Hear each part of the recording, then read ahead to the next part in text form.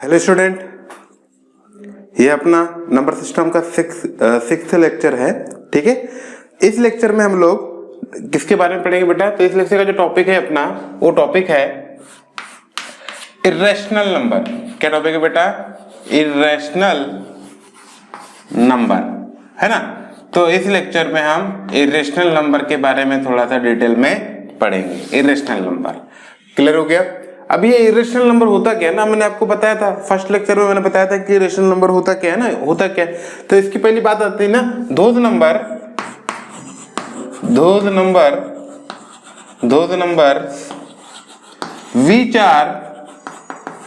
which are not rational. पहली बात है कि वो नंबर जो रैशनल नहीं है वो क्या है बेटा? इरेशनल है। सबको बात समझ में आई? क्लियर हो गया? अच्छा, दूसरी बात, इसमें हम दूसरी बात क्या पढ़े थे? तो set of irrational number represented by Q dash. ये तो आपको पता ही था, हमने पढ़ चुके हैं ना, फर्स्ट लेक्चर में पढ़ चुके हैं। फिर सेकंड लेक्चर में हमने ये चीज पढ़े थे, तीसरी बात, कि डेसिमल एक्सपेंशन है ना, decimal expansion of irrational number is anti-NR. मैंने बताया था इस बात को, क्या है? एंटी-एनआर है। अब एंटी-एनआर क्या होता है सर? एंटी-एनआर होता है बेटा नॉन टर्मिनेटिंग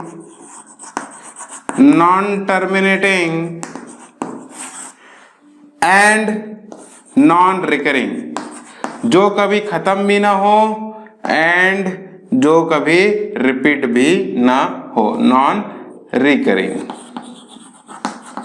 उम्मीद है आपको समझ में आया। तीन बातें हम लोग अपने प्रीवियस लेक्चर्स में कर चुके हैं बेटा, कर चुके हैं। बात समझ में आ गई ना? और बहुत अच्छी बात है, बहुत ही आसान बात है ना। क्यू डैश, इसको हम किससे रिप्रेजेंट करते हैं ना? क्यू डैश है ना, क्यू डैश, याद रखना क्यू डैश से, क्योंकि जो रेशनल नहीं है वो इर्रेशनल है। तो कि ये डैश क्या है? कॉम्प्लीमेंट का साइन होता है, कि जो वो नहीं है तो क्या होगा? ये होगा, है ना।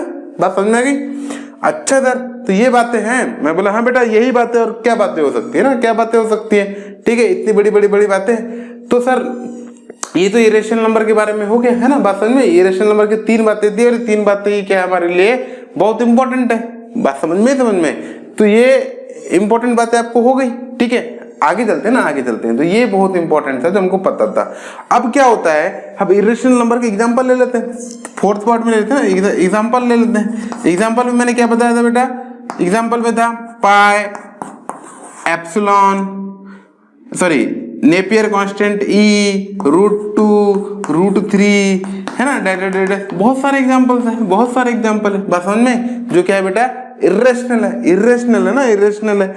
तो आगे चलते हैं ना। अब इसके बाद तो ये हमने थोड़ा सा डिस्कस कर लिए इरेशनल नंबर के बारे में। अब जो नेक्स्ट टॉपिक है कि अब √2, मान लो किसी ने पूछ लिया कि √2 क्या है? इरेशनल है। ये तो हमको पता है, पर प्रूफ करो, है ना, प्रूफ करो कि √2 क्या है? इरेशनल है। ऐसा किसी से पूछ लिया ना, तो अपन उसको जवाब दे सकते हैं, तो अपन उस बात को कर लेते हैं ना, √2 इरेशनल है, कि हम प्रूफ भी कर लेते हैं। बात समझ में? कर लेते बेटा, प्रूफ कर लेते हैं। तो इसे कॉपी कर लीजिए फटाफट, जो चार मतलब पॉइंट्स मैंने लिखा के दे दिया इरेशनल नंबर के बारे में, और ये इंपॉर्टेंट है ना। ठीक है, आगे चलते हैं। आगे जो है ना बेटा, आगे जो है वो है एक क्वेश्चन हमारे सामने आता है। क्वेश्चन है, ठीक है बेटा, मेरे पास क्या है? क्वेश्चन है, प्रूव दैट √2 इज इरेशनल। क्या प्रूफ करना बेटा? कि √2 जो है वो क्या है?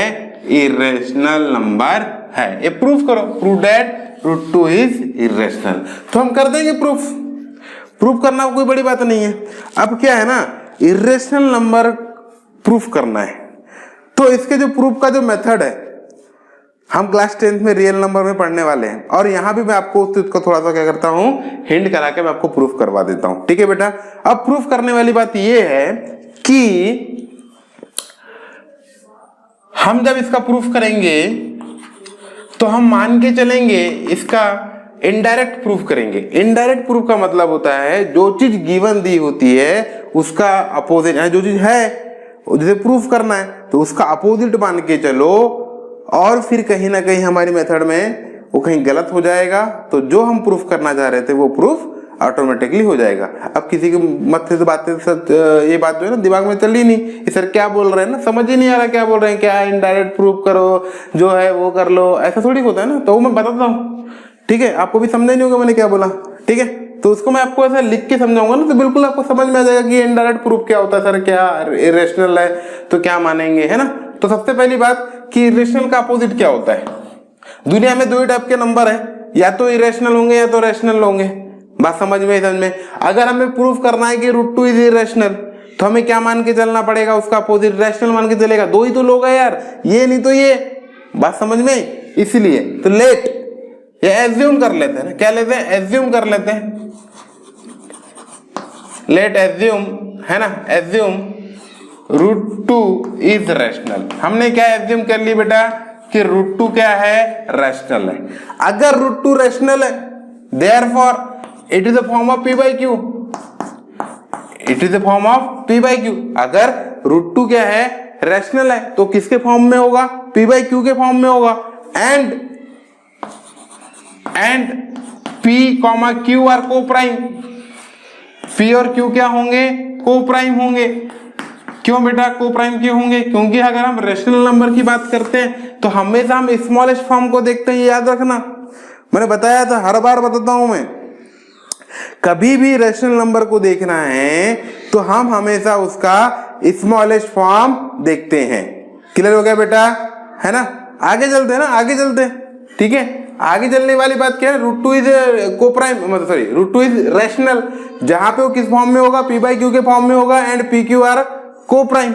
क्लियर हो गया बेटा, आगे चलते हैं ना, आगे चलते हैं। अब आगे क्या है ना, नाउ अब हम q को मल्टीप्लाई कर लेते हैं तो √2q इक्वल टू कितना हो जाएगा, p हो जाएगा, है ना।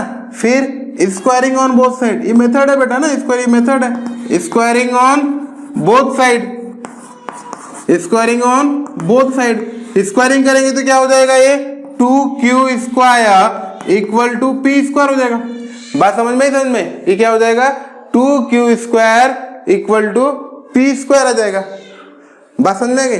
अच्छा सर इसका मतलब क्या हो गया, ये हमें जो दिखाई दे रहा है ना, दिखाई दे रहा है, इसमें क्या हो जाएगा, यहाँ पे क्या लिख रहा है, p square equal 2 into something. अरे q, और देखो रैशनल है तो p और q क्या होंगे बेटा, इंटीजर भी होंगे, और इंटीजर का स्क्वायर क्या होता है, इंटीजर होता है कि नहीं होता है।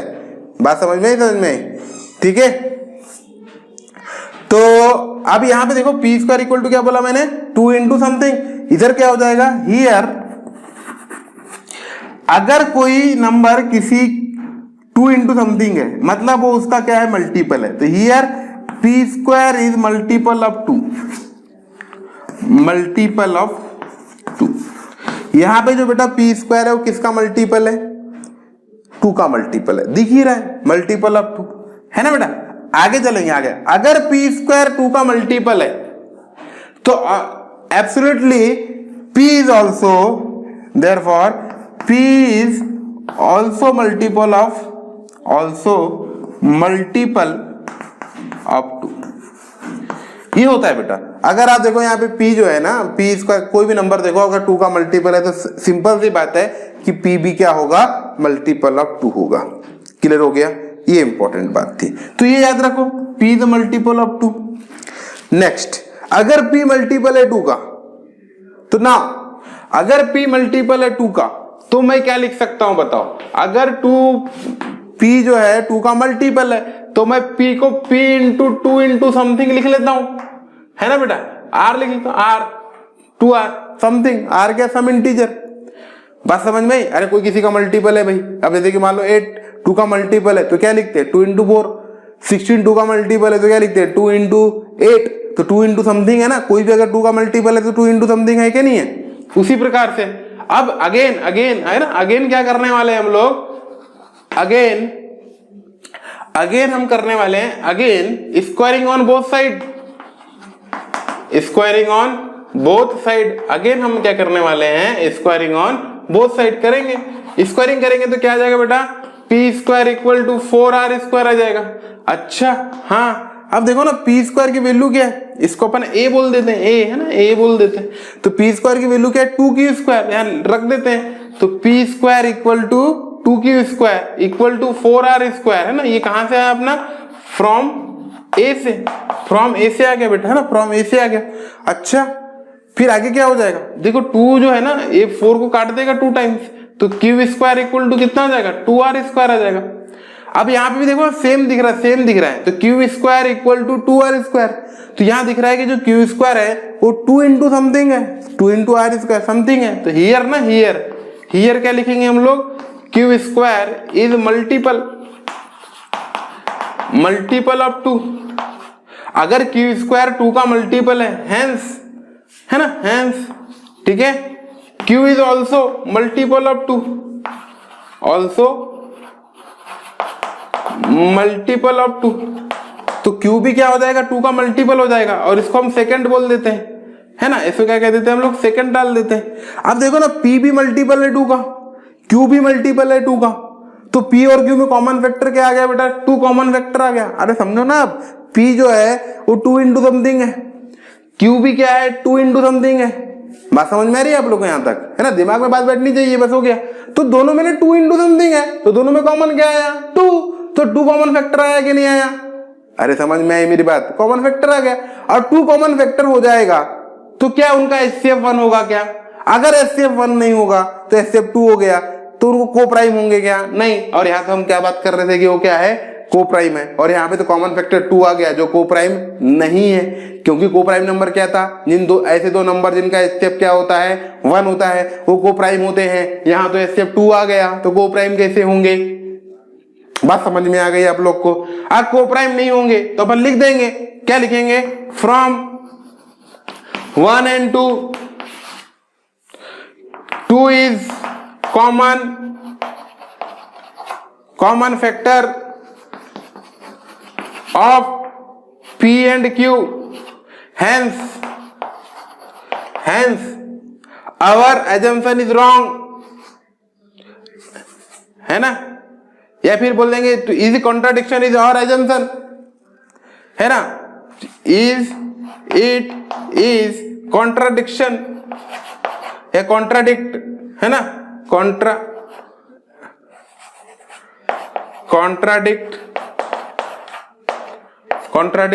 ये आर है ना, आर है समझ जाना, contradict, it is contradict of our assumption, यानी हमारे एजम्पशन को क्या कर रहा है, ये जो हमने एज्यूम किए थे उसका अपोज कर रहा है। कॉन्ट्राडिक्ट मतलब क्या हो रहा है, अपोज करना, कि भाई हमने क्या मान के चले थे कि को प्राइम है पी की और क्यू, और यहाँ पे को प्राइम है क्या, नहीं है, क्योंकि कॉमन फैक्टर 2 आ गया। तो जो हमने मान के चले थे उसका क्या हो गया, कॉन्ट्राडिक्शन हो गया, अपोज हो गया, और अपोज हो गया हमारा विरोध हो गया। तो विरोध होने से क्या हो जाएगा बताओ, आवर एजम्पशन इज रॉन्ग, है ना, contradiction of our assumption, hence our assumption is wrong,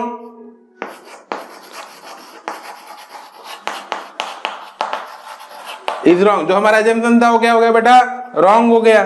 therefore इसलिए √2 is irrational, तो √2 क्या हो जाएगा बेटा, irrational हो जाएगा। आपको समझ में आ गई बात, तो √2 is irrational। तो अगर सर ये प्रूफ हो गया, हाँ बिल्कुल प्रूफ हो गया। अगर सर √2 की जगह √3 आ जाए तो क्या करेंगे, कुछ नहीं करेंगे बेटा, जो ये मैंने आपको सामने लिखा के रखा हूं सेम टू सेम रहेगा, बस जहां 2 है वहां पे क्या आ जाएगा, 3 आ जाएगा। क्लियर हो गया आपको, उम्मीद है कि आपको ये समझ में आ गया होगा, ठीक है, आपको समझ में आ गया होगा। तो √2 जगह अगर √3 आ गया तो 2 की जगह 3 कर देना, √5 आ गया तो 2 की जगह 5 कर देना, √7 आ गया तो 2 की जगह 7 कर देना, √11 आ गया तो 2 की जगह क्या कर देना, 11 कर देना। वैल्यू चेंज होगी, पैटर्न सेम रहेगा, यही प्रूफ रहेगा। अगर आपको कोई भी चीज समझ में नहीं आ रही होगी इस प्रूफिंग में, तो आप वीडियो को रिवाइंड करके देखिए, आपको बिल्कुल समझ में आ जाएगा, ठीक है। उम्मीद है आपको ये समझ में आया होगा। और ये इरेशनल नंबर है बेटा, है ना, अभी आप पहली बार इस नंबर को पढ़ रहे हो तो आपके शरीर में दर्द होगा थोड़ा सा, पहली बार पढ़ते हैं दर्द ही होता है, ठीक है। जब आप बार बार पढ़ने लग जाओगे तो आपकी इसकी आदत हो जाएगी, और दर्द की आदत तो अपन को कोई दिक्कत ही नहीं, भी तकलीफ तो होती ही नहीं है ना। अगर आपको मेहनत करने की आदत है तो मेहनत से कोई तकलीफ नहीं होगी।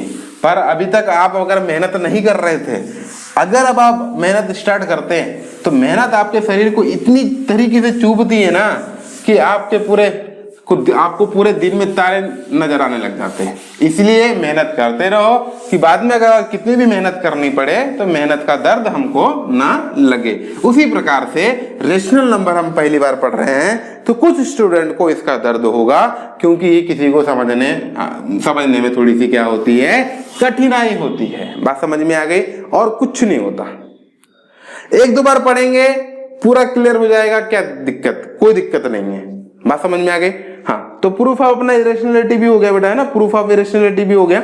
आगे चलते हैं ना, आगे है इंसर्ट। नेक्स्ट टॉपिक है insert irrational number. Insert irrational number between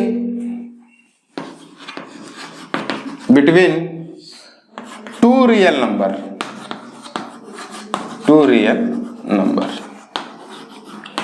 किसी दो रियल नंबर के बीच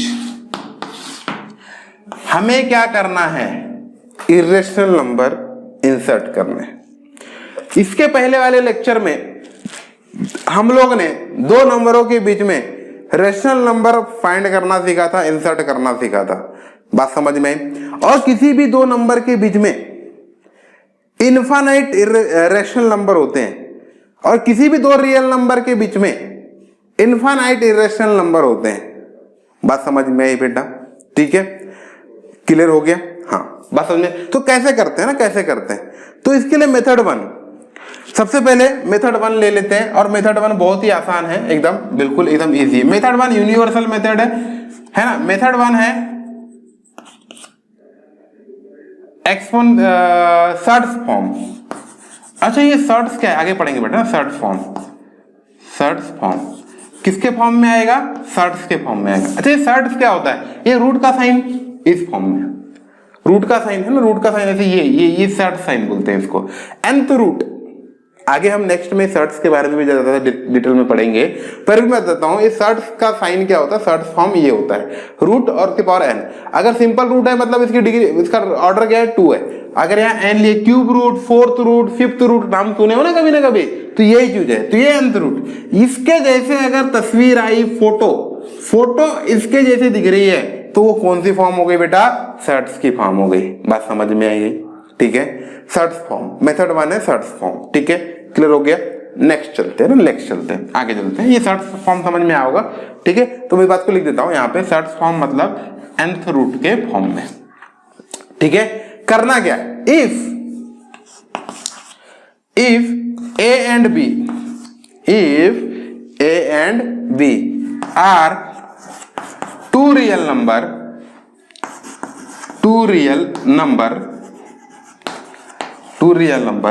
then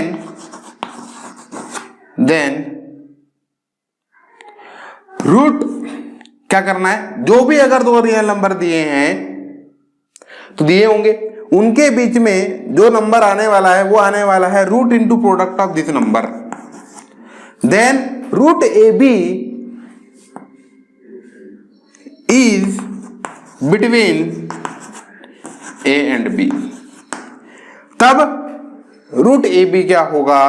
ए और बी के बीच में क्या आएगा बेटा? बीच में आएगा। Here A into B cannot be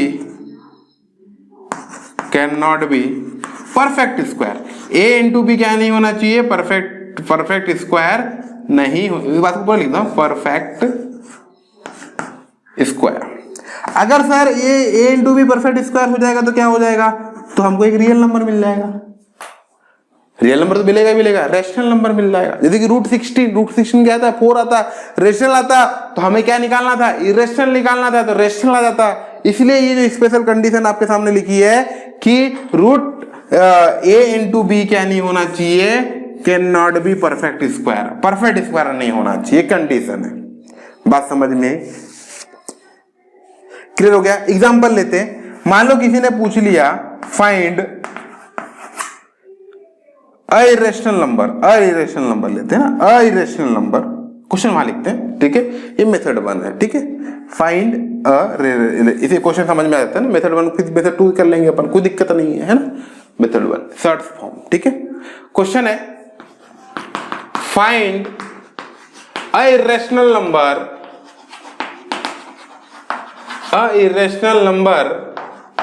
between 3 and 4, 3 और 4 के बीच में आप एक इरेशनल नंबर बताओ, ठीक है। तो बोलेंगे कोई दिक्कत की बात ही नहीं ना, इरेशनल नंबर बताना कोई बड़ी बात नहीं है। तो मैं आंसर आ जाएगा ना, आंसर डायरेक्ट लिखूंगा मैं। आंसर इसका क्या था बेटा, √3 into 4। अब 3 into 4 क्या होता है, 12, और 12 परफेक्ट स्क्वायर नहीं है, तो कोई दिक्कत की बात नहीं है। तो आंसर आ गया √12। तो √12 क्या आ जाएगा बेटा, 3 और 4 के बीच में एक इरेशनल नंबर आ जाएगा। क्लियर हो गया? इतना आसान है? हाँ सर इतना आसान है, बिल्कुल इतना आसान है। कोई समझ में मेरी बात? ठीक है, क्लियर हो गया? अच्छा, अब मेथड 2 क्या है सर? मेथड 2 देखो, मेथड 2 समझाता हूं। मेथड 2 है डेसिमल फॉर्म।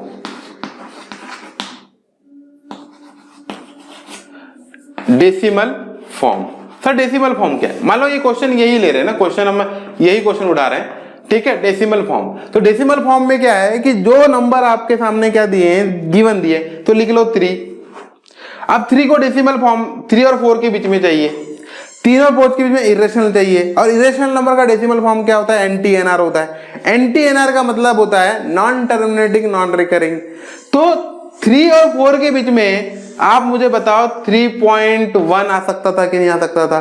पर 3.1 तो रेशनल है सर, 3.1 तो क्या है, रेशनल है। मैं बोला बिल्कुल बेटा रेशनल है। पर अगर मैं कहानी ऐसी कर दूं 3.1 0 1 2 3 4 5 4 1 dash dash dash dash dash ऐसा कर दूं, सर आपने तो कमाल कर दिए। क्यों? क्योंकि डेसिमल के बाद जो है डिजिट क्या हो रही है, खत्म भी नहीं हो रही है। और क्योंकि धुआं छोड़ रहा है ना बेटा, ये धुआं जो छोड़ता है ना, खत्म नहीं होता। बात समझ में, और टर्मिनेट भी नहीं हो रहा, सॉरी रिपीट भी नहीं हो रहा। कहाँ रिपीट हो रहा बताओ? मेरी घर की खेती रहेगी, ये तो घर की खेती समझ लो आप। बात समझ में? तो एक इरेशनल निकल गया। हाँ सर बहुत ही आसान है। तो हाँ, आप कुछ नहीं करो, सेकेंड इरेशनल निकालना है ना, तो 1 की जगह 2 लिख दो, बाकी वही लिख दो, क्या दिक्कत है? अरे आप इन पूरे में से कोई एक डिजिट भी क्या कर सकते हो, आप चेंज कर लोगे तो वो अलग नंबर होगा ना बेटा। क्या होगा, आप यहाँ तो कोई भी एक डिजिट को चेंज कर दो तो वो एक अलग नंबर हो जाएगा। तो ना हम इनफाइनाइट क्या कर सकते हैं, इरेशनल नंबर निकाल सकते हैं। उम्मीद है कि आपको ये मेथड बहुत अच्छी लगी होगी, है ना। अरे कोई दिक्कत नहीं, आप जाओ ना 4 के पहले कौन सा नंबर आता है, 3.9 लिखो, 9 1 2 3, फिर अपना गाना गाओ 1 2 1 2 1 3 3 4 5 T 3 0 1 2। बचपन में करते थे ऐसा काम, फिर धुआं छोड़ दो। धुआं छोड़ना जरूरी है, क्योंकि धुआं हमको दिखाता है कि कभी खत्म नहीं होने वाला है। बात समझ में आ गई? उम्मीद है कि आपको ये समझ में आया होगा। सर्च फॉर्म है, ठीक है। तो इस बारे में आपको समझ में आ गया होगा, और ये बहुत ही क्या है बेटा, आसान है, ठीक है। तो अपन इसमें एक और क्वेश्चन उठाते हैं, अच्छा, फिर आपको ज्यादा और क्लियर समझ में आ जाएगा। तब तक क्या करो, आप इसको कॉपी कर लो, है ना बेटा। कॉपी कर लो फटाफट, है ना, कॉपी कर लो। वीडियो पॉज करके आप क्या कर सकते हो, कॉपी कर सकते हो, ठीक है। आगे चलते हैं बेटा, आगे चलते हैं ना, आगे चलते हैं।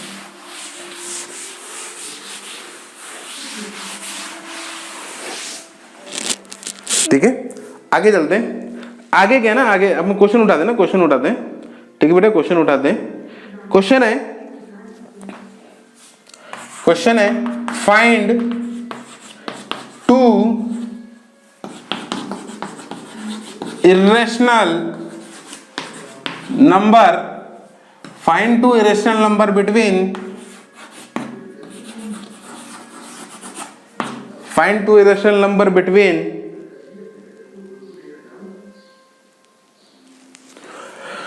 2 and 2.5, 2 और 2.5, ठीक है बेटा। हिंदी बोला बहुत अच्छा लगा ना, फीलिंग आई। तो 2 and 2.5 के बीच में हमें क्या निकालना है, 2 इरेशनल नंबर निकालने। तो निकाल लेंगे। सॉल्यूशन मेथड 1 कौन सी बेटा, सर्च फॉर्म में निकाल लेंगे। ये फॉर्म मैंने दिए हैं ना बिल्कुल समझने के लिए कि शॉर्ट फॉर्म। तो पहला फर्स्ट इरेशनल क्या आएगा बताओ जल्दी से। फर्स्ट इरेशनल जल्दी बताओ, फर्स्ट इरेशनल क्या आएगा। फर्स्ट इरेशनल आ जाएगा बेटा हमारे पास रूट और इन दो नंबरों का मल्टीप्लिकेशन 2 × 2.5 मतलब √5। √5 क्या होगा, इन दो नंबरों के बीच में फर्स्ट इरेशनल नंबर होगा। सेकंड, आपको दो निकालने थे, सेकंड इरेशनल। अब मुझे बताओ सेकंड इरेशनल कैसे निकालेंगे। सेकंड इरेशनल के लिए हम क्या करेंगे, 2 को लिखेंगे, फिर 2 के बीच में कौन सा इरेशनल आया, √5, फिर कौन सा नंबर के बीच में निकालना था, 2.5 के बीच में निकालना था। बात समझ में आ गई। अगर आपको इतनी बात समझ में आती है तो बताओ कि 2 और √5 के बीच में जो भी इरेशनल होगा वो 2 और 2.5 के बीच में भी होगा। क्या बोला, मैं रिपीट कर रहा हूं, 2 और √5 के बीच में जो भी इरेशनल नंबर होगा वह 2 और 2.5 के बीच में भी होगा। बीच में से मतलब है इसके पास में होगा उसके पास में होगा, उससे मतलब नहीं, बीच में आ रहा ना बस, ठीक है। तो 2 और √5 के बीच में इरेशनल नंबर निकालते हैं। तो सेकंड जो आ जाएगा ना बेटा अपने पास, जो सेकंड इरेशनल जो आ जाएगा, सेकंड इरेशनल नंबर जो आ जाएगा हमारे पास, वो क्या आ जाएगा, सुन लो मेरी बात ना, ध्यान से सुन लो। वो क्या आएगा, रूट तो लगेगा ही लगेगा, रूट तो लगेगा ही लगेगा, और इन दोनों का मल्टीप्लिकेशन लगेगा, क्योंकि जिस नंबर का हम निकालते हैं रूट तो लगता ही लगता है, और उन दो नंबरों का क्या लगता है, मल्टीप्लिकेशन। तो 2 × √5 का मल्टीप्लिकेशन हो जाएगा 2√5। तो हमारे पास सेकंड इरेशनल नंबर कौन सा आ गया, रूट में 2√5। तो आंसर आ जाएगा हमारे पास, आंसर आ जाएंगे वो दो इरेशनल नंबर कौन से हैं, 2 के बाद आ जाएगा √5। अच्छा 2 और √5 में कौन है बेटा, रूट का 2√5 है ना, फिर कॉमा √5, फिर कॉमा 2.5। बात समझ में आई, 2.5। तो ये जो आपको इरेशनल नंबर दिखा रहे दे रहे हैं, तो ये दो इरेशनल नंबर क्या हो जाएंगे, हमारे आंसर हो जाएंगे। बात समझ में आ गई। ये मेथड 1 हो गई बेटा, क्लियर, समझ में आ गया आप लोग को, है ना। तो ये बहुत ही आसान था। शॉर्ट फॉर्म में हमको अगर निकालना है तो हम ऐसे निकालते हैं, अगर डेसिमल फॉर्म में निकालना है ना तो मेथड 2 ले लेते हैं, पर क्या दिक्कत है, मेथड 2 उठाते हैं। मेथड 2 क्या है हमारे पास, डेसिमल फॉर्म। क्या है बेटा, डेसिमल फॉर्म, ठीक है, डेसिमल फॉर्म, डेसिमल फॉर्म, ठीक है, क्लियर हो गया। डेसिमल फॉर्म, डेसिमल फॉर्म में तो बहुत ही आसान है, 2 और 2.5 को लिखो, लिखिए, किसको लिखे, 2 और 2.5 को लिख लिए बेटा अपन ने, 2 और 2.5 को लिख दिए। अब मेरे को बताओ 2 के बाद क्या आता है, फर्स्ट, हमको तो फर्स्ट निकालना है ना, फर्स्ट इरेशनल निकालना है। तो फर्स्ट इरेशनल जो आ जाएगा, पहले बताओ कि 2.2 के बाद सबसे छोटा नंबर कौन सा आएगा, 2.1, और 2.1 तो रेशनल है, इरेशनल का है, इरेशनल बना देते हैं। कैसे बनाएंगे, 1 2 3, फिर 3 2 1 0 1 2 3 4 5 1 2 3, फिर 0 1, फिर 2, फिर डैश धुआं धुआं। तो ये फर्स्ट इरेशनल आ गया। बस सेकंड करने के लिए क्या करना है, सेकंड ऐसे इनफाइनाइट निकाल सकते हो यार, इसमें तो क्या दिक्कत की बात है। तो सेकंड इरेशनल क्या आ जाएगा, 2.2, बस बाकी सेम रख दो। अरे अपनी मर्जी है, जो मन में आ रहा है वो डिजिट लिखो और धुआं छोड़ दो, खत्म खेल।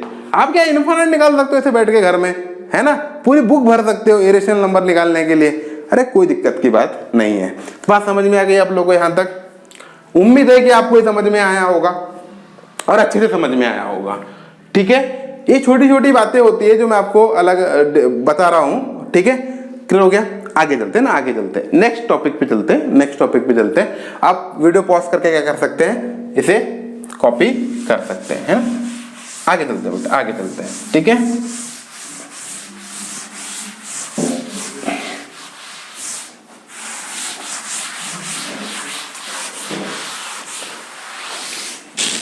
नेक्स्ट टॉपिक है अपने पास properties of irrational number, irrational number, properties of irrational number. Sir irrational number की प्रॉपर्टी होती है, मैं बोला हाँ बेटा, हर चीज की प्रॉपर्टी होती है। अभी तक हम जैसे क्या ना बचपन से पढ़ते आ रहे थे तो उसको प्रॉपर्टी नहीं पढ़े थे। अब क्लास 9th में हमने नए नंबर के बारे में पढ़ रहे हैं ना, डिटेल में पढ़ रहे हैं, इरेशनल नंबर के बारे में पढ़ रहे हैं, तो उसकी प्रॉपर्टीज के बारे में भी हम क्या कर लेते हैं, स्टडी कर लेते हैं, ठीक है। इसकी जो फर्स्ट प्रॉपर्टी है बेटा वो बहुत ही इंपॉर्टेंट प्रॉपर्टी है, वो बहुत ही इंपॉर्टेंट है। वो क्या है सुनो। पहली प्रॉपर्टी है निगेटिव नंबर, क्या बोला मैंने, negative of an irrational number is also irrational. यानी कोई इरेशनल नंबर है उसका निगेटिव भी क्या होगा, इरेशनल होगा, ऑल्सो इरेशनल। एग्जाम्पल ले लेते हैं। अब मेरे को बताओ √3 इरेशनल है या नहीं है। उसके सामने मैंने अगर माइनस भी लगा दिया तो ये भी नंबर क्या हो जाएगा, इरेशनल हो जाएगा। अगर किसी ने पाई लिखा, पाई इरेशनल है या नहीं, उसके सामने मैंने माइनस लगा दिया तो -पाई भी क्या है बेटा, एक इरेशनल नंबर है। बस खत्म है ना। बहुत सारे एग्जांपल आप समझ गए। किसी भी इरेशनल के सामने अगर नेगेटिव लगा देते हैं तो वो भी क्या होता है, इरेशनल होता है। दूसरी प्रॉपर्टी बेटा, दूसरी प्रॉपर्टी क्या है वो लिखो, सम ऑफ है ना बेटा, क्या है, सम ऑफ नहीं, सम एंड डिफरेंस दोनों ले लेते हैं। Sum and difference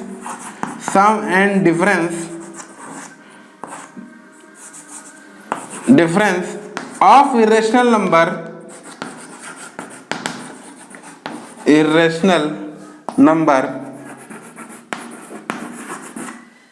some and difference of irrational number is also irrational,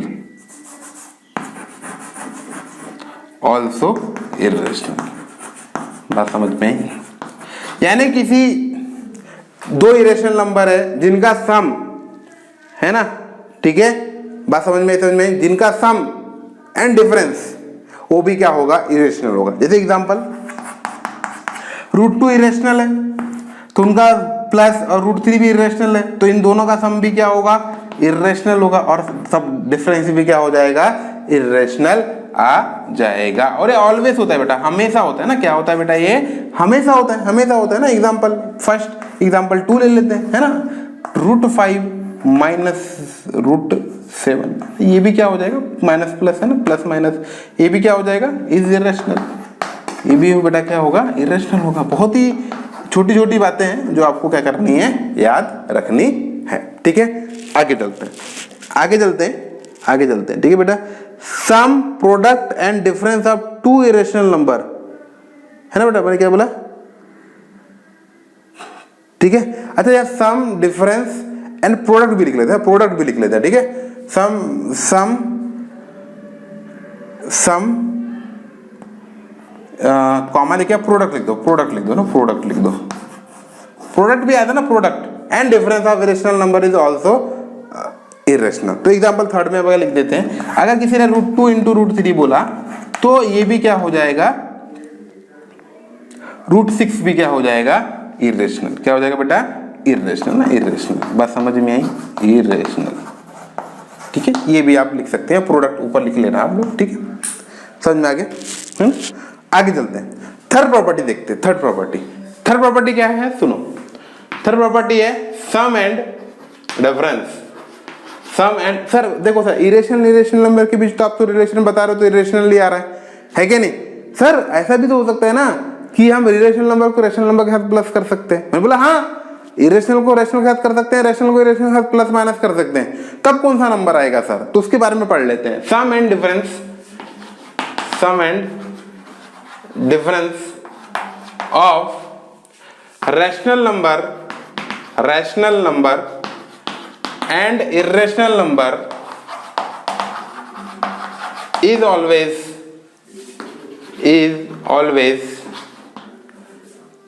irrational,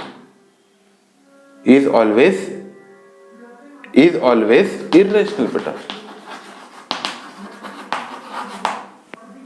यहाँ रुकना, यहाँ प्रोडक्ट नहीं करते, sum and difference of irrational number is also irrational. Either ना बेटा, आइदर ना, ये मैं थोड़ा सा कंफ्यूज हो गया, मतलब आइदर ना, आइदर रेशनल भी हो सकता है बेटा, आइदर रेशनल है ना, आइदर रेशनल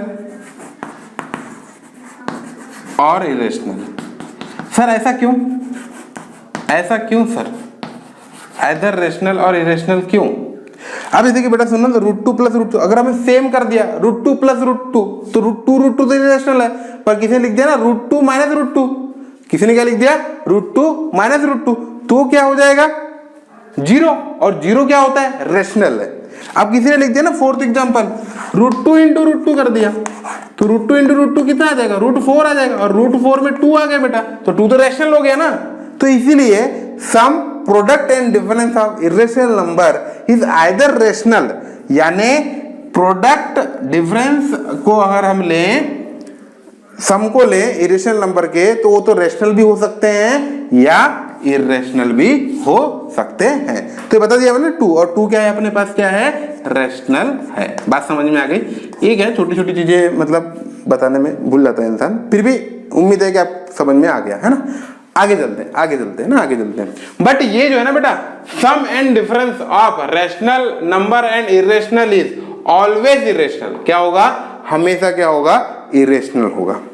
बात समझ, हमेशा, इसमें कोई ये नहीं कि इधर रेशनल और इरेशनल होगा, इसमें हमेशा क्या होगा रेशनल होगा। एग्जांपल ले लेते हैं, एग्जांपल कह कि 2 प्लस √3, 2 क्या है रेशनल है और √3 इरेशनल है, उन दोनों का सम और डिफरेंस करते हैं तो हमें क्या मिलेगा इरेशनल मिलेगा। बात समझ में आ गई। ऐसा है बेटा, कोई टेंशन वाली बात नहीं है, कोई दिक्कत नहीं, बात समझ में। पर प्रोडक्ट में क्या होता है, हाँ sum and difference of rational and irrational is always irrational. अच्छा सर प्रोडक्ट में अगर 2 इंटू √3 करें तो क्या आएगा इरेशनल आएगा। क्या आएगा बेटा इरेशनल आएगा। तो अपन उसको लिख लेंगे ना, लिख लेंगे, हर चीज को लिख लेंगे है ना, ठीक है। बात समझ में आई क्या लोग है ना, ठीक है।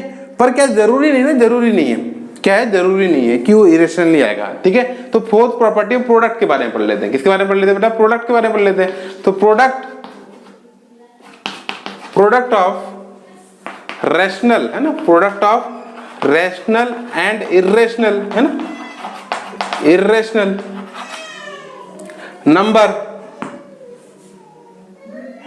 Number is can be rational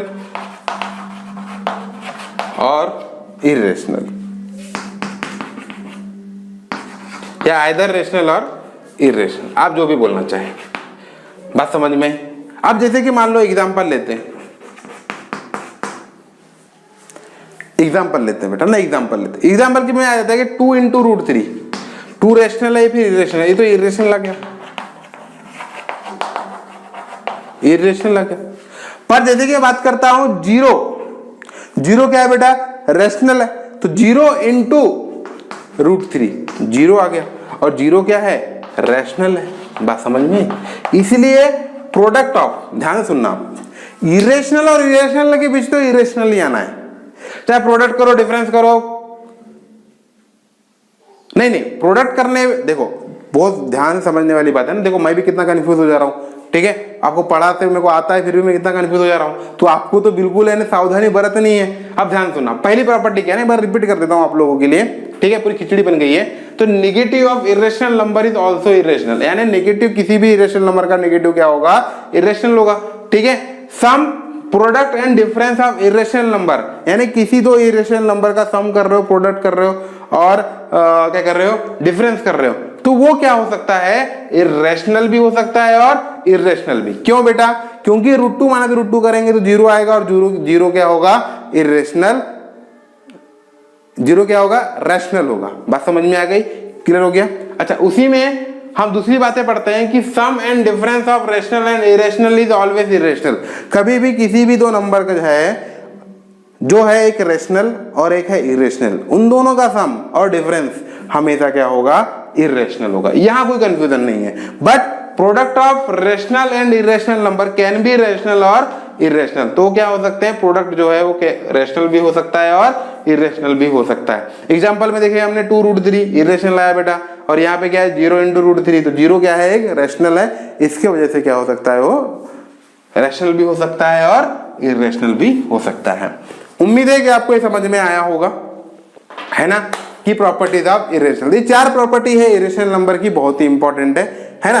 तो इरेशनल नंबर में अभी हमने इतनी बातें जाने हैं, फिर आगे हम जैसे कि हम बात करते हैं कि इरेशनल नंबर एक रियल नंबर भी है, और इरेशनल नंबर को हम नंबर लाइन में क्या करते हैं बेटा, रिप्रेजेंट करते हैं। तो नेक्स्ट लेक्चर में हम representation of irrational number on number line, real number line में क्या करेंगे, हम लोग रिप्रेजेंट करेंगे, उसके बारे में नेक्स्ट लेक्चर में सीखेंगे। ओके बेटा, समझ में आप लोग को, है ना, आप कॉपी कर लीजिए।